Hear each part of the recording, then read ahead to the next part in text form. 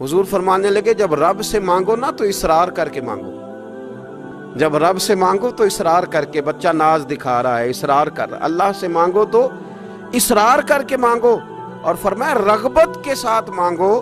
کیا خوبصورت لفظ ہے حدیث کے۔ حضور فرمانے لگے اصرار کر کے مانگو، رغبت کر کے مانگو۔ رب کے لیے کوئی چیز دینا مشکل تو نہیں ہے نا، اس کے لیے کوئی مشکل ہے تمہیں عطا کرنا؟ تو رغبت کر کے اللہ سے سوال کرو، اسے مناؤ۔ کہ جب انسان بہت زیادہ عاجزی کرتا ہے نا، بہت زیادہ عاجزی، تو پھر بھی اللہ مان جاتا ہے۔ جب وہ اس کے حضور بہت عجز کا اظہار کرتا ہے، بہت زیادہ عجز کا اظہار کرتا ہے، وہ ڈر جاتا ہے اس سے۔ وَلِمَنْ خَافَ مَقَامَ رَبِّهِ جَنَّتَانِ، فرمایا جو میرے سامنے کھڑے ہونے سے ڈرے گا میں اسے 2 جنتیں عطا کروں گا۔ حضرت بابا فرید الدین مسعود گنج شکر بابا صاحب رحمۃ اللہ علیہ فرماتے ہیں کہ ایک نیک نوجوان تھا، دن کو روزہ رکھتا، رات کو نماز پڑھتا، پر اللہ سے ڈرتا پھر بھی بہت ہی زیادہ تھا، بڑا ہی ڈرتا تھا۔ موت کا وقت آیا تو ماں ہی تھی بس اس کی، تو ماں سے کہنے لگا اماں تو میری ماں ہے، میرے ساتھ 3 وعدے تو کر۔ اس نے کہا پتر تو بتا، آخری ہجکی لے رہا ہے اور اس غریبنی ماں سے تو وعدہ لے رہا ہے، بتا کیا وعدہ ہے؟ تو عرض کرنے لگا اماں جب میں مر جاؤں نا تو میرے گلے میں رسی ڈال کے تو مجھے گھمانا گھر کے صحن میں، اور لوگوں کو کہنا جو رب کی نافرمانی کرے اس کا یہی حال ہوتا ہے۔ یہ اعلان کرنا جو اللہ کے نافرمان ہوں ان کا یہی اشر کیا جانا چاہیے۔ اور اماں پھر دوسرا وعدہ کر، میرا رات کو جنازہ اٹھایا جائے، میں نہیں چاہتا کہ کسی کے منہ سے یہ لفظ نکل جائیں کہ وہ دیکھو اللہ کا نافرمان جا رہا، رات کو میرا جنازہ اٹھانا۔ اور اماں تیسرا میرے ساتھ وعدہ کر کہ لوگ مجھے دفن کر کے آ جائیں گے تو میری قبر پہ چلی جائے گی، عمل میرے پاس کوئی نہیں، پر مجھے لگتا ہے ماں کے قدموں کی برکت سے عرش کا مالک بھی رحم فرمائے گا۔ اماں تو وعدہ کر کہ میرے ساتھ وعدہ کر۔ بابا صاحب رحمۃ اللہ علیہ فرمانے لگے کہ ماں، بوڑھی ماں نے وعدہ کر لیا، کہا بیٹے ٹھیک ہے، اگر تیری یہی ضد ہے تو میں تیار ہوں۔ پھر اس نے کلمہ شہادت پڑھا، اس نوجوان کی روح پرواز کر گئی، بوڑھی ماں نے رسی منگائی، تو وَلِمَنْ خَافَ مَقَامَ رَبِّهِ جَنَّتَانِ، جو ڈر جائے، اس نے تو کہا تھا نا کہ رسی ڈال کے گھمانا اور کہنا یہ اللہ کا نافرمان ہے، اس کا یہی اشر ہونا چاہیے تھا۔ لیکن جب ماں گلے میں رسی ڈالنے لگی تو گھر کے ہر کونے سے آواز آنے لگی، خبردار یہ رب کا دوست ہے، اللہ کے دوستوں کے ساتھ اس طرح کا معاملہ نہ کیا جائے، اسے چھوڑ دیا جائے۔ اور کہا تمہیں کچھ بھی اور کرنے کی ضرورت نہیں ہے، یہ تو رب کا دوست ہے اور رب کی بارگاہ میں حاضر ہو گیا۔ کچھ کوئی بندہ کہے گا کہ یہ تو ایک بابا فرید کا سنایا ہوا واقعہ ہے، سنیے، بخاری میں حدیث ہے، نبی پاک صلی اللہ علیہ وسلم نے فرمایا، حضرت ابو ہریرہ رضی اللہ تعالیٰ عنہ راوی ہیں، حضور فرماتے ایک شخص مرنے لگا تو اپنے بچوں سے کہنے لگا کہ میں جب مر جاؤں تو مجھے جلا دینا، اور پھر میرے جلے ہوئے وجود کو پیس دینا، پھر مجھے ہوا میں اڑا دینا۔ پتر مجھے اڑا دینا، مجھے بڑا ڈر لگتا ہے، اگر رب نے مجھ سے حساب پوچھا تو میں قابل نہیں ہوں، اڑا دینا مجھے ہواؤں میں۔ اگر اس نے مجھ سے عذاب لیا تو حساب لیا تو بڑا سخت حساب لے گا۔ حضور فرماتے ہیں، بخاری میں موجود ہے، اس کے بچوں نے اسی طرح کیا، اس کے مرنے کے بعد اسے جلایا، ہوا میں اڑا دیا۔ اللہ کے محبوب فرماتے ہیں رب کریم نے حکم دیا زمین کو کہ اس کے ذرات کو جمع کرو، زمین نے ذرے جمع کیے، خدا نے حکم دیا تو اس کا وجود پھر سے اسی شکل میں آیا۔ تو رب کریم نے فرمایا یہ جو تو نے وصیت کی تو کیوں کی؟ اللہ جانتا ہے کہ نہیں جانتا؟ یہ کی تو کیوں کی؟ تو وہ پڑا، کہنے لگا اللہ میرے اندر تو طاقت نہیں تھی تیرے سامنے کھڑا ہو کے حساب دے سکوں، تجھے منانے کے لیے تیرے خوف سے ڈر گیا، میں ڈر گیا۔ اگرچہ ہمارے بزرگوں نے لکھا ہے کہ آج یہ وصیت کرنا، اس رنگ میں یہ طرز اختیار کرنا درست نہیں، لیکن آپ غور فرمائیے کہ نبی پاک علیہ السلام فرماتے ہیں جب اس نے کہا نا اللہ تجھ سے ڈر کے یہ کیا،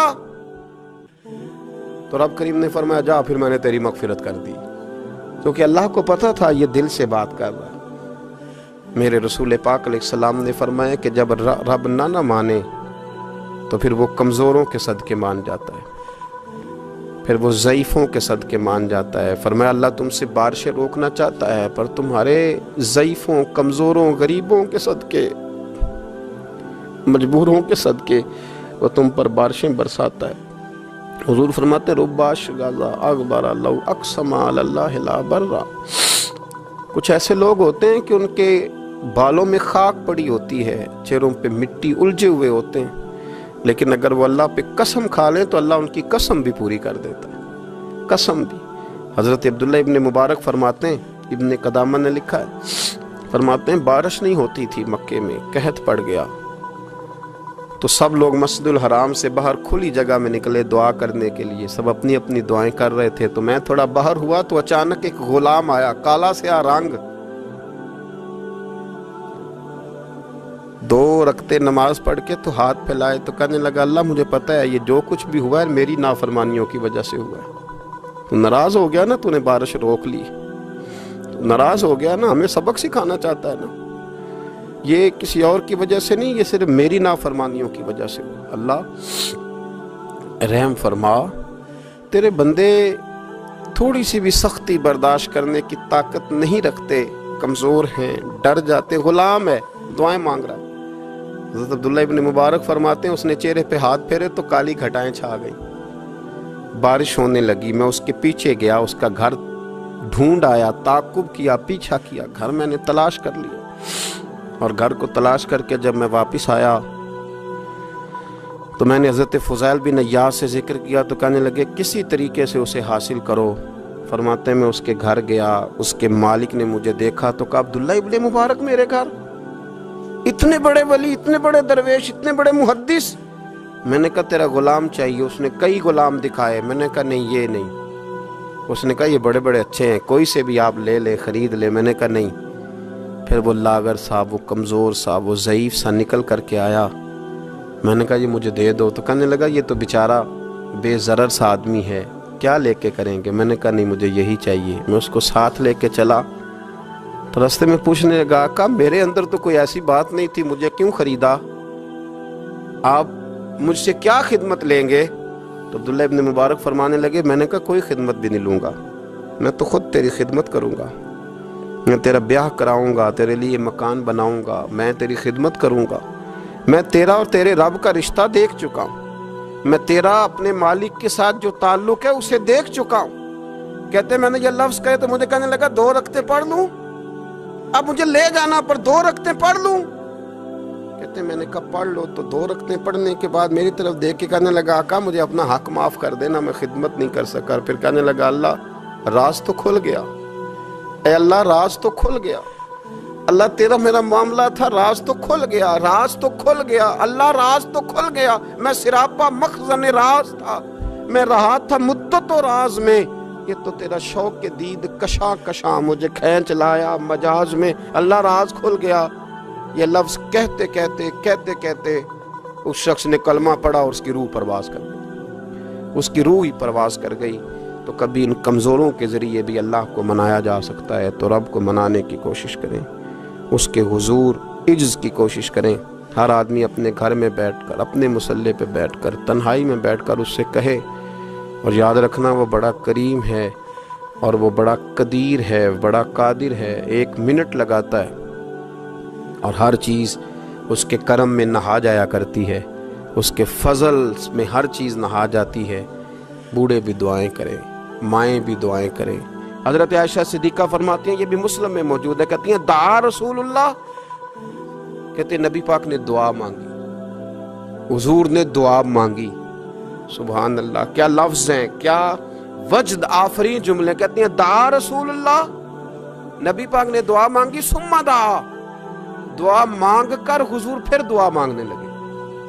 حضور نے دعا مانگی اور دعا مانگ کر حضور پھر دعا مانگنے لگے، اور ثم دعا رسول اللہ، تیسری دفعہ فرماتی ہیں، کہتی ہیں حضور نے دعا مانگی اور دعا مانگ کر پھر دعا مانگنے لگے، یعنی حضور نے دعا مانگی اور پھر دعا مانگی اور دعا ختم ہو گئی تو تیسری دفعہ پھر دعا مانگی، یعنی حضور نے مانگا کیا کہا حضرت نے؟ فرمانے لگے مانگیں گے مانگے جائیں گے، منہ مانگی پائیں گے۔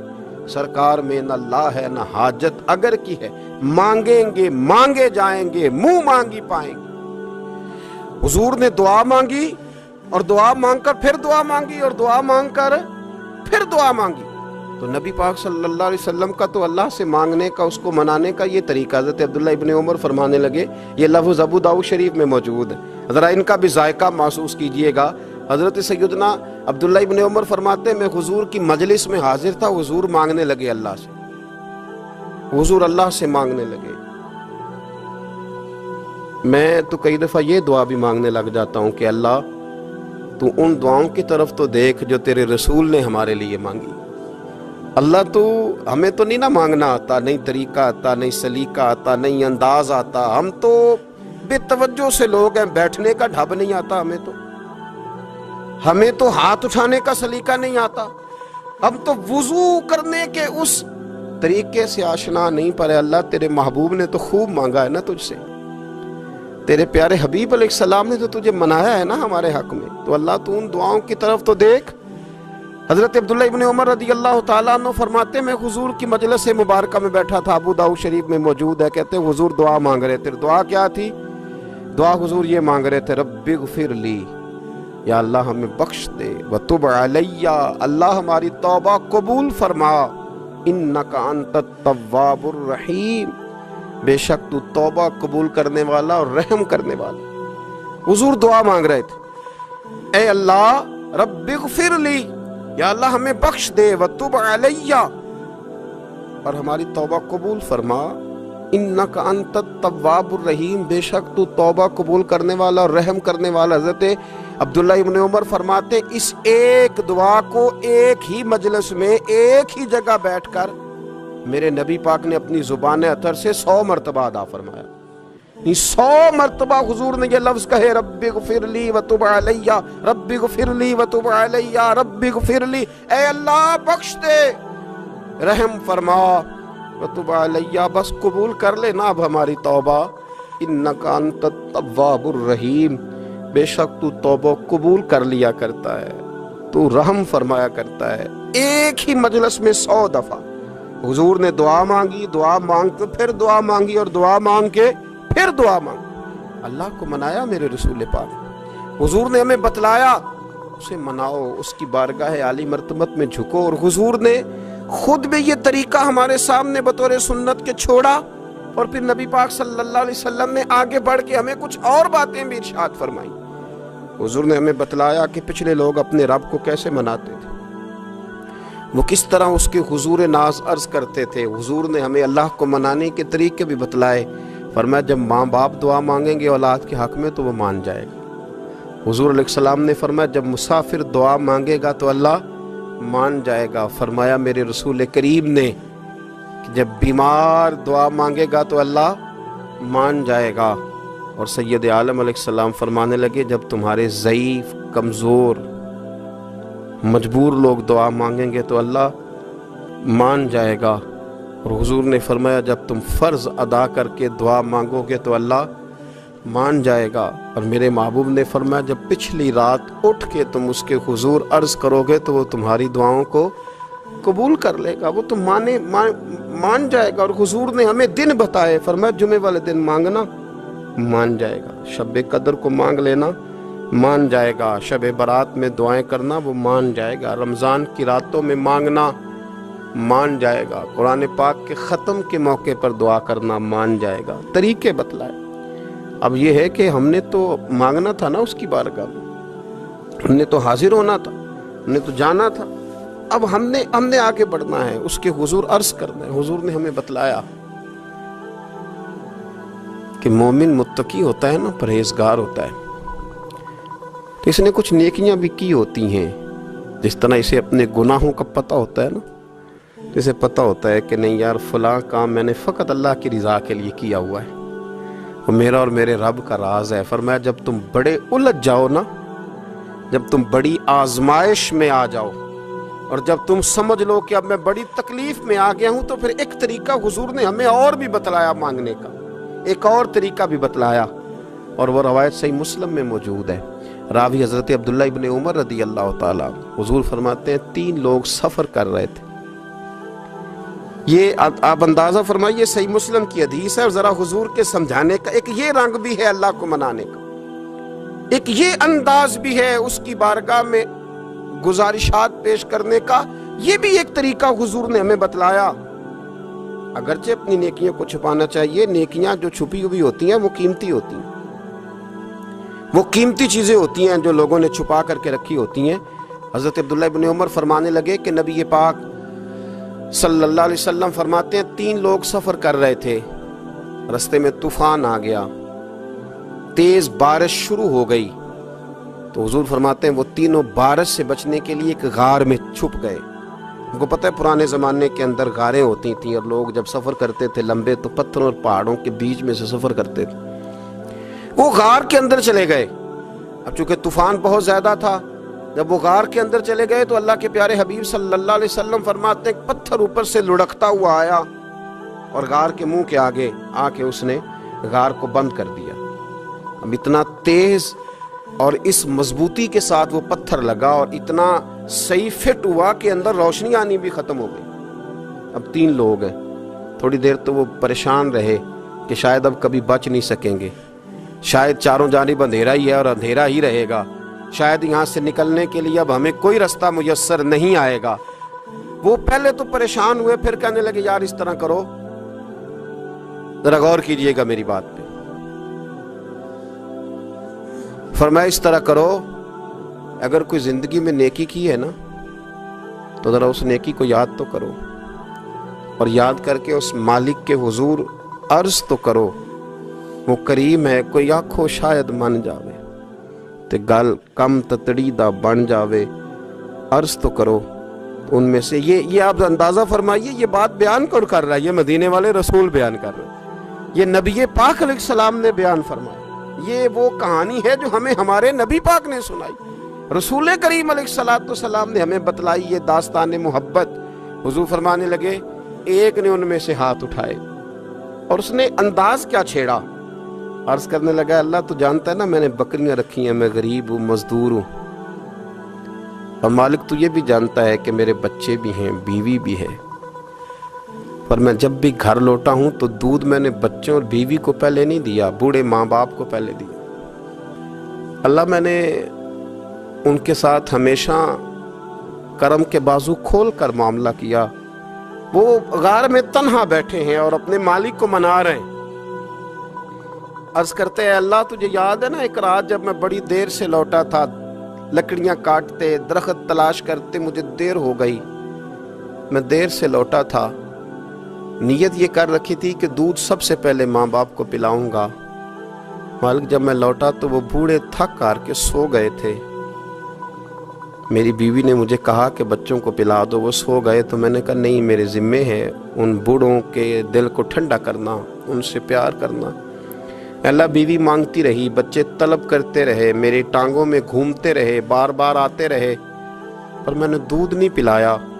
اے مالک فجر ہو گئی، آفتاب طلوع ہونے کا وقت آ گیا، پر میں نے ماں باپ کے بیدار ہونے کا انتظار کیا.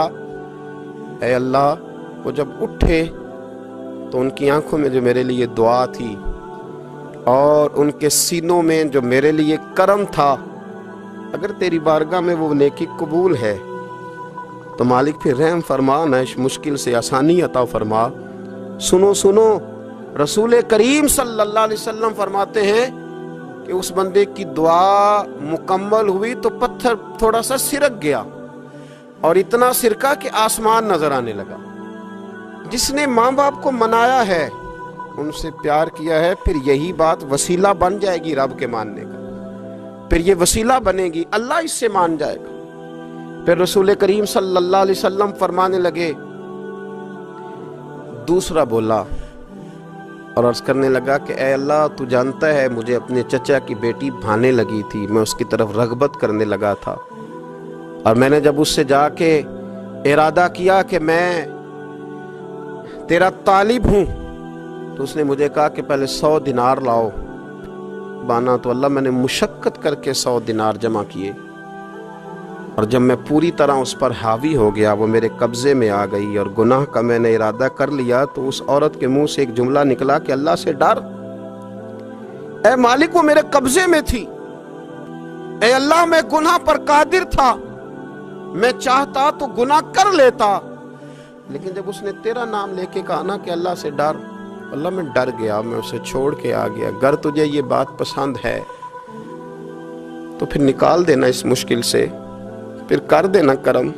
اللہ میری بھی تو چڑھتی جوانی تھی نا، میں بھی تو سب کچھ کر سکتا تھا، پر تیرے لیے، تیری خاطر میں لذت گناہ سے باز رہا، تو اللہ تو رحمت فرما دے۔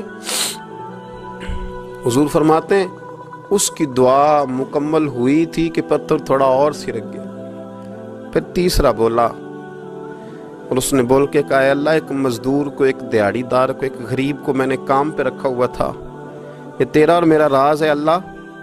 وہ مزدور، وہ دیہڑی دار میرے پاس کام پہ لگا تھا، کچھ چاول میں نے اس کی اجرت مقرر کر دی کہ تو کام مکمل کرے گا تو میں تجھے دوں گا، اور جب اجرت لینے کا وقت آیا تو وہ بگڑ کر ناراض ہو کر چلا گیا، میں اسے ڈھونڈتا رہا، وہ مجھے ملا نہیں، میں نے اس کے چاولوں کی قیمت کاروبار میں انویسٹ کر دی، اس کا تھوڑا سا سرمایہ پر میں نے کھایا نہیں، پھر وہ اس سے میں کاروبار کرتا رہا اور اتنا کاروبار کیا کہ بہت ساری گائیں اور ان کے چرواہے تیار ہو گئے، وہ سالوں کے بعد لوٹا، میں نے اس غریب کا مال کھایا نہیں بلکہ بڑھایا، محفوظ کر کے رکھا، وہ سالوں کے بعد لوٹا اور کہنے لگا میرا مال، تو میں نے کہا وہ ساری گائیں تیری ہیں، وہ چرواہا تیرا ہے، یہ سارا کچھ تیرا ہے، تو کہنے لگا تو مجھ سے مذاق کرتا ہے، میں غریب کہاں اور گاؤں اتنی بڑی گائیں کہاں، تو مذاق کرتا ہے؟ تو میں نے کہا مذاق نہیں، میں نے اپنے رب سے ڈر کے تیرے مال کی حفاظت کی، یہ تیرا ہے۔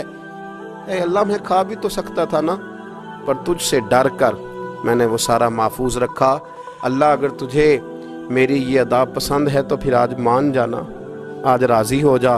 اللہ کے رسول فرماتے ہیں اس کی دعا مکمل ہوئی تھی کہ پتھر لڑکا اور ان کے لیے رستہ بن گیا، وہ باہر آ گئے۔ تو حضور نے ہمیں بتلایا کہ وہ تمہاری نیکیاں جو چھپی ہوئی ہیں، وہ تمہاری نیکیاں جو تم نے خالص اللہ کی رضا کے لیے کی ہیں، ان نیکیوں، ان اعمال کا وسیلہ بھی تمہارے رب کے ماننے کا ذریعہ بن جائے گا، اس کو منایا جائے، اس کے حضور حاضری دی جائے، اس سے بخشش کا سوال کیا جائے، اس کی بارگاہ میں یہ گزارش کی جائے کہ اللہ غریبوں، مجبوروں، کمزوروں اور ان لوگوں کے صدقے جو اللہ رستہ دیکھ رہے ہیں کہ رستہ کب کھلے گا، جو تیری بارگاہ کرم کے سوالی ہیں، ان کے صدقے تو رحم فرما، تو کرم فرما۔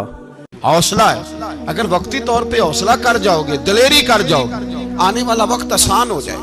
حوصلہ نہیں، صبر نہیں، سکون نہیں، دو چار باتیں، یہاں تک کہ لوگ ابا جی کی بات برداشت نہیں کرتے، ایسے جملے کہہ دیتے ہیں جو دوبارہ پلٹ کے نہیں آتے، ماں کو لفظ نہیں بولتے، باپ کی روح تک چھلنی کر دیتے ہیں وہ جملے، لیکن لوگ اس وقت حوصلہ کرنے، اور ہم پنجابی لوگوں نے تو گنجائش ہی بڑی دے دی ہے، کہتے ہیں بچہ ہے جی ایک ہی ہے، ایک بھی حوصلہ کرے کی ہے ماشاءاللہ، تو اگر جوان ہو گیا تو کہتے ہیں گرم خون ہے مکہ کم، اگر بوڑھا ہو گیا تو کہتے ہیں بوڑھوں میں حوصلہ نہیں ہوتا، نہ بچے میں نہ تو کس میں حوصلہ ہوگا؟ بولے کسی میں بھی نہیں۔ چھٹی سب کو فتویٰ مل گیا نا، یہ بچہ ہے جی، ابھی یہ تو بچہ ہے، آپ تو سیانے بیانے ہیں، یہ بچہ ہے، کمال ہو گئی ہے بھائی، کیا مطلب ہے بچہ ہے؟ بچے کو سارا پتہ ہے، ہر چیز اسے آتی ہے، حوصلہ کرنا ہی نہیں آتا، اور پھر کہہ دیا وہ تو گرم خون ہے۔ وہ کیا بات کرتے ہو، گرم خون؟ ابے کے گلے پڑ گیا گرم خون، اس کو کھڑا کرو نا ایس پی کے سامنے اور اس کو مار تھپڑ اس کے منہ پہ، تیرے گرم خون کا پتہ چلے۔ غریب کے یہ گلے پڑ گیا، اس کو کھڑا کرو ایس ایچ او کے سامنے، پھر پتہ چلے گا خون کتنا گرم ہے۔ وہاں بالکل چپ ہے، بالکل خاموش ہے، اور گرم خون اس کا صرف اماں کے لیے، جلال صرف رہ گیا اگر غریب گھر کی بیٹی بیاہ کے لایا تو صرف اس کے لیے، کوئی ایسی بات نہیں۔ ہم بڑے سیانے، ہمارا غصہ بڑا سمجھدار ہے، ہمارا وہ گرم خون بڑا سیانا ہے، وہ جہاں دیکھتا ہے کہ معاملہ ہلکا ہے تو وہاں وہ گرم خون جلال میں، اور جہاں دیکھتا ہے کہ سامنے والا تگڑا ہے تو وہاں وہ گرم خون فوراً ٹھنڈا ہو جاتا ہے۔ حوصلہ پیدا کرے، زندگی حوصلے مند لوگ جیتے ہیں، جو حوصلے مند نہیں ہوتے وہ تو زندگی کا ایک سال لطف سے نہیں جی پاتے۔ حوصلہ کریں، مسکرائیں۔ نبی پاک صلی اللہ علیہ وسلم نے فرمایا عورت کی اگر آدھی ہے تو تیری تو پوری ہے نا، جس کا مطلب ہے لڑائی اگر بچ سکتی تھی تو مرد کی وجہ سے بچ سکتی تھی، گھر میں امن ہو سکتا تھا۔ کہتے ہیں جی بڑی بیوقوف ہے میری سنتی نہیں، تو میں نے کہا جو اس سے بحث کر رہا ہے وہ سیانا ہے؟ بولیں، جو بحث کر رہا ہے وہ عقل مند ہے؟ بندہ تو چلو تھا وہ دانشور شیکسپیئر، باتیں بعض اوقات اس کی کچھ ایسی ہیں۔ اس سے کسی نے پوچھا تھا عورتوں سے کون جیت سکتا ہے بحث میں، تو اس نے کہا تھا وہ جو ان سے بحث نہ کرے، جو ان سے بحث۔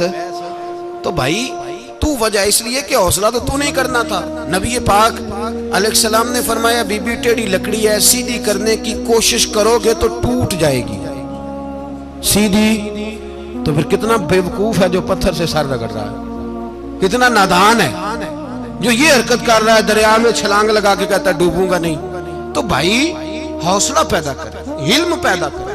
بہت ساری ایسی باتیں کرے گی جس میں اشتعال آئے گا، فٹافٹ 3 لفظ طلاق کے دے دیے، اب بھاگا گیا مفتی صاحب کے پاس، اوہو 4 بچوں کا کیا بنے گا؟ اور یہ بات پکی ہے کہ بچوں کو صرف ان کی ماں ہی پال سکتی ہے، ان کی ماں۔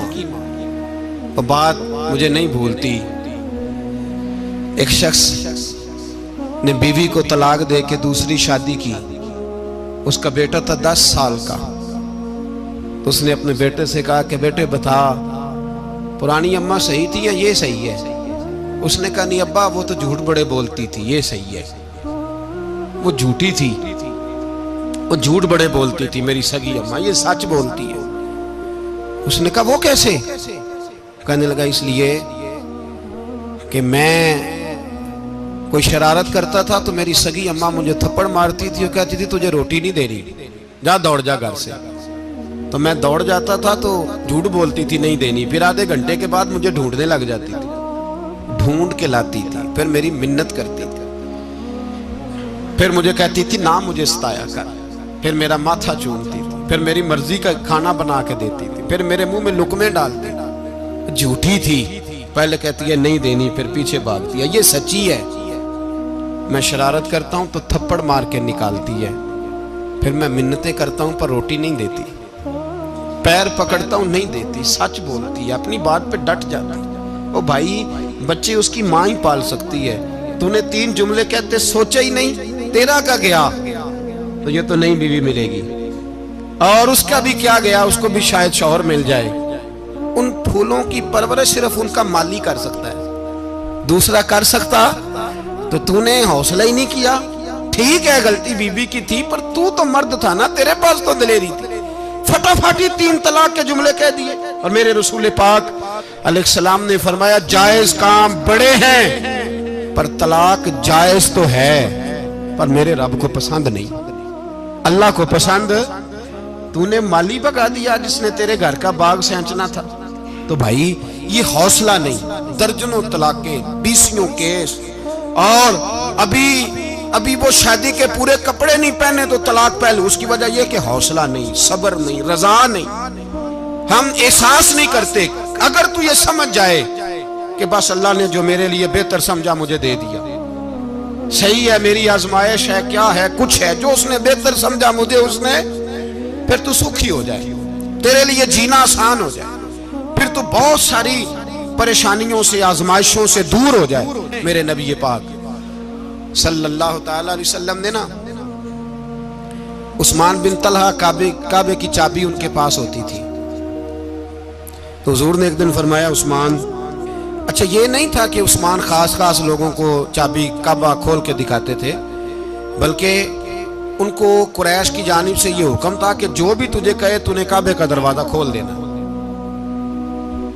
نبی پاک علیہ السلام نے نا ہجرت سے 2-4 دن پہلے کہا کہ عثمان ذرا چابی دو، میں نے کعبہ اندر سے دیکھنا ہے، بڑے ٹھنڈے دل سے ذرا سننا، ادھر دیکھو میری طرف، ادھر دیکھیے گا ذرا میرے بھائی۔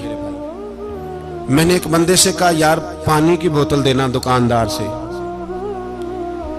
ایک ہے اس نے کہہ دیا نہیں میرے پاس، اس بات کا کوئی غصہ بولیے، اور اگر وہ کہے سارے زمانے کو ملے گی آپ کو نہیں دینی، پھر بولے میرا خیال ہے چپ کر کے ہنس کے آ جائیں گے، سوال ہی نہیں پیدا ہوتا.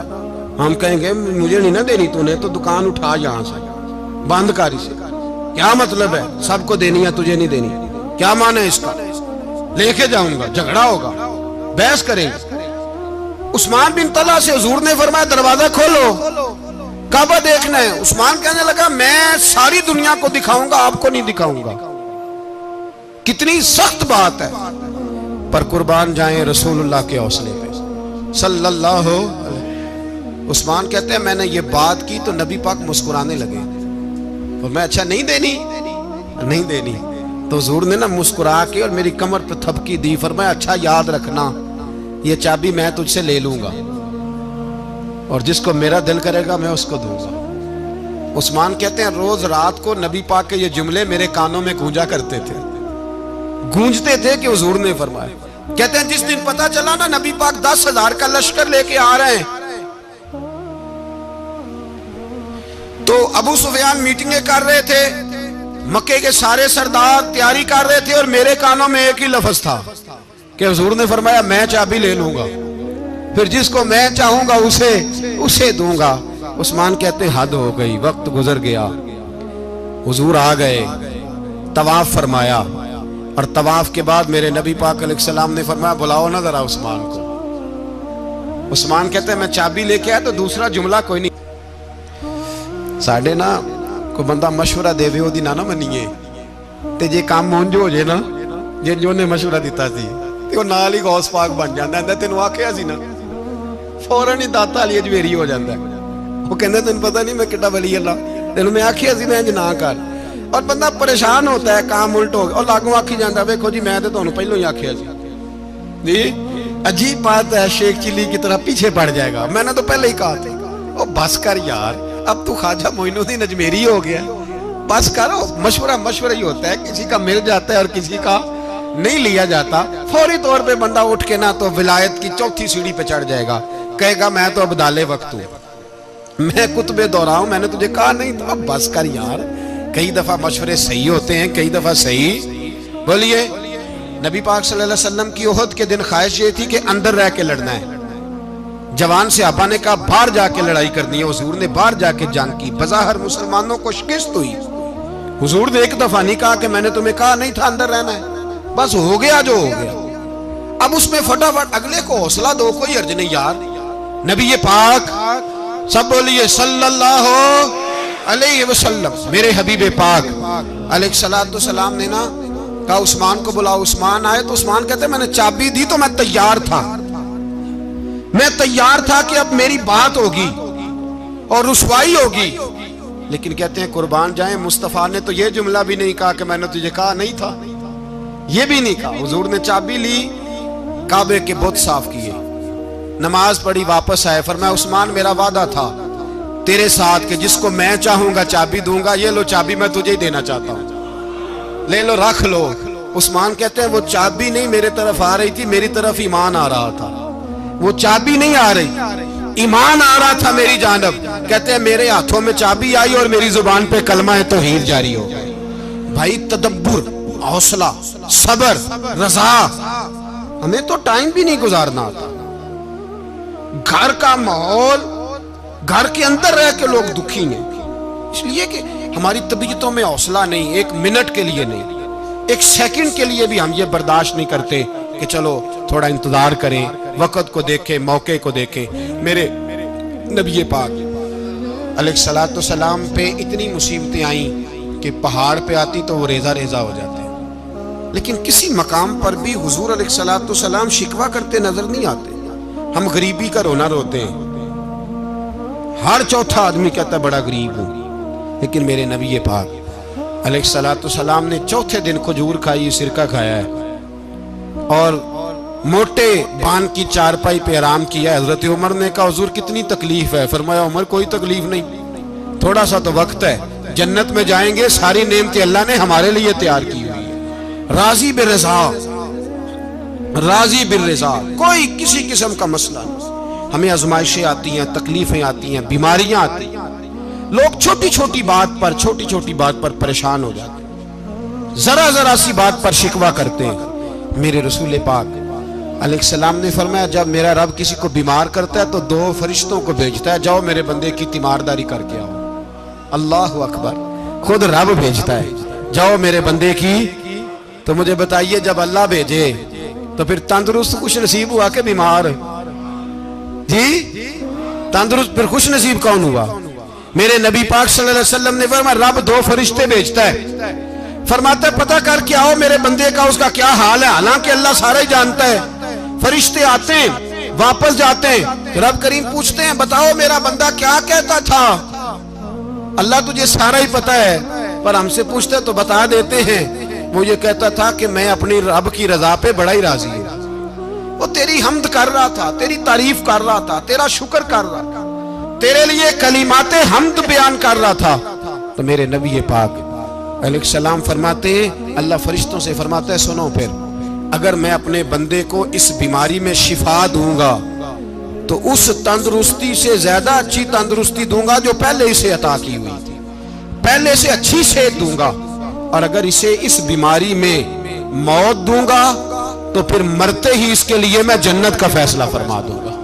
بھائی جب تو راضی بالرضا رہتا ہے, راضی بالرضا, بڑی سادی سی بات ہے بھائی. آپ گھر گئے روٹی مانگی تو اگر کسی نے کہا نا کہ اتنی تھکاوٹ ہے ٹائم پہ آیا کریں اس وقت, تو روٹی تو وہ بھی مل گئی پر اس میں لذت, وہ سکون نہیں, وہ سکون نہیں. میری اماں جی سالن پکا کے رکھ لیتی تھی تو روٹی جب بھی کوئی مانگتا تھا تو تازی بنا کے دیتی تھی. ان کی طبیعت تھی. تو میں اکثر ان سے کہتا کہ اماں جی پکا کے رکھ دیا کرو. تو کہتے تمہیں خوشی نہیں ہوتی جب تمہاری اماں تازی پکا کے دیتی ہے؟ خوشی ہوتی ہے, طبیعت میں خوشی ہوتی ہے. ان کا مزاج تھا, ذوق تھا, تو ہم سمجھتے تھے یار یہ بڑی سعادت کی بات. تو آپ گھر گئے رات کو تو گھر والوں سے کہا روٹی, تو فوراً اٹھے فوراً, اور انہوں نے کھانا تازہ بنایا اور ساتھ یہ بھی کہا باہر سے نہ کھایا کرے بندہ بیمار ہو جاتا ہے. کتنی ٹھنڈک پہنچتی ہے آدمی کے دل کو, سکون ملتا. تو بھائی بیماری تو آپ نے کاٹ لی لیکن ساتھ کہو ہو بڑا بیمار ہوں, میں نے تو اتنے گناہ بھی نہیں کیے, ظلم بھی نہیں کیا, کسی کو کچھ بھی. اب بیماری تب بھی کٹ گئی پر بڑی آزمائش. مریض ڈاکٹر کے گلے پڑ رہا, اس کے لواحقین جھگڑے کر رہے, بیماری وہ بھی کٹ گئی. اور ایک بیمار وہ ہے جو 4 پائی پلیٹا ہے اور کہتا ہے جس طرح میرا اللہ راضی اسی طرح میں بھی راضی.